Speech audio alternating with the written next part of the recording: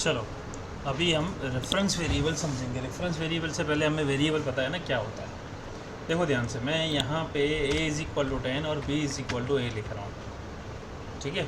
और यहाँ a की वैल्यू और b की वैल्यू को प्रिंट करा रहा हूँ और b को 50 कर रहा हूँ और a और b को वापस प्रिंट करा रहा हूँ। तो प्रिडिक्ट करो कि आउटपुट क्या होना चाहिए कि a इज़ इक्वल टू 10, यहाँ 10 आना चाहिए, b का 10 आना चाहिए, यहाँ a का 10 और b का 50 आना चाहिए, ठीक है। इस हिसाब से हमने यहाँ पे जो कोड लिखा है बिल्कुल बेसिक वही है। देखो 10 10 10 50, क्यों? क्योंकि b को हमने यहाँ चेंज किया ना। अब इसका मतलब होता क्या है, ज़रा इसको अगर हम टेक्निकली समझने जाएँ, राइट, ये इंटरनल मेमोरी में काम कैसे करता है, how it is generally behaving. देखो जब a इज़ इक्वल टू 10 और b is equal to a लिखा तो इसमें क्या था, a के अंदर 10 गया, b के अंदर a, यानी ये वाली वैल्यू इधर कॉपी हुई इनडायरेक्टली, यहाँ 10 हुआ, यानी what ever the value I am giving here it should hear. If I से a इज़ इक्वल टू 10 की जगह 40 तो यहाँ 40 होगा, तो b ऑटोमेटिकली 40 हो जाएगा। तो एक तरह से ये रेफरेंस हम यहाँ लिंक दे रहे हैं अभी, b is equal to a, ठीक है ना, लिंक दे रहे हैं। अब मैं अगर यहाँ लिख रहा हूँ b इज़ इक्वल टू 50 तो इसका मतलब मैंने लिंक तोड़ दिया और डायरेक्टली कांस्टेंट कर दिया। It doesn't related to a any more, है ना, यही है ना। अभी क्योंकि मैंने इधर अलग कर दिया ना b इज़ इक्वल टू 50, तो ऐसा लिखने से क्या हुआ, ऐसा लिखने से ये हुआ, पहले ये तो इससे लिंक था, अब b इज़ इक्वल टू 50 लिख दिया तो क्या हो गया, b का अपना आपका खुद का एक वैल्यू आ गया जो हमने डायरेक्टली लिखा। It is what generally using the variable, जो आपको आता ही है ना। What's the meaning of reference variable, देखो एंड b, तो जब हम ये and b is equal to a लिखते हैं, now see the difference. Now अभी मैं इसको कंपाइल करूँ, ठीक है, तो अब मुझे आप प्रिडिक्ट करके बताओ आंसर क्या आना चाहिए आपके हिसाब से। पहले 10 10 10 50 था, अब यहाँ आंसर क्या आना चाहिए, पहले यहाँ का 10 था, यहाँ का 10 था और यहाँ का 10 था और यहाँ का 50 था। Now gas what will be the answer here, यहाँ b का 50 होगा, राइट। यहाँ क्या होना चाहिए बताओ, आंसर सेम होगा या चेंजेस होंगे? देखो रन करके देखते हैं, देखो क्या हुआ, 10 10 and 50 50। When I am changing the value of b, it changes the value of a as well। ऐसा क्यों, क्या हुआ, समझने की कोशिश करना। अभी इसको समझाता हूँ यहाँ पे, क्योंकि मैंने यहाँ पे एंड लिखा, राइट, समझो। तो क्या बोला कि a की वैल्यू जो है 10 है, यहाँ a की वैल्यू 10 है, ठीक है ना।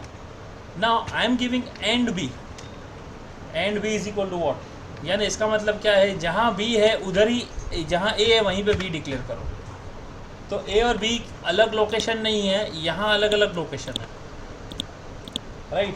यहाँ क्या है, यहाँ सेम लोकेशन, उसी लोकेशन पे एक और वेरिएबल दे दिया मैंने। अब मैं लिखता हूँ b is equal to 50, right.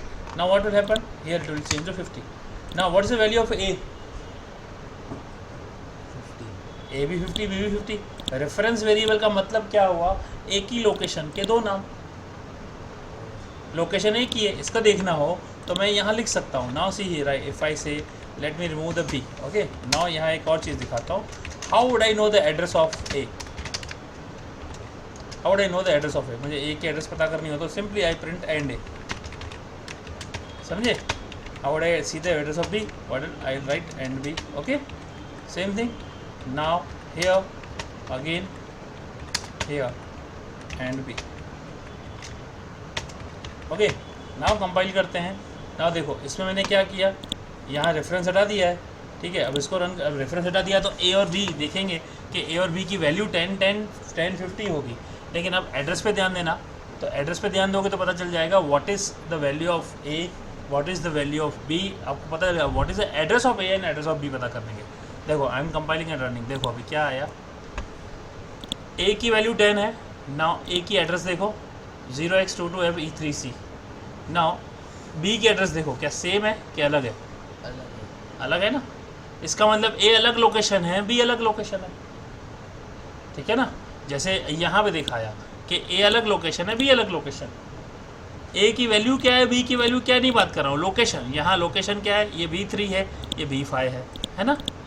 Address बोल सकते हैं ना। तो ये अलग एड्रेस है, ये अलग एड्रेस है, क्यों? क्योंकि ये दो अलग अलग वेरिएबल्स हैं। इस हिसाब से अगर देखेंगे तो यहाँ पे वैल्यू चेंज हुई कॉपी करके। अब यहाँ पे जैसे मैं लिख रहा हूँ the address of b is nothing but a। Now if I run it, now observe this thing, क्या है, द a की एड्रेस क्या है FE34, b की एड्रेस क्या है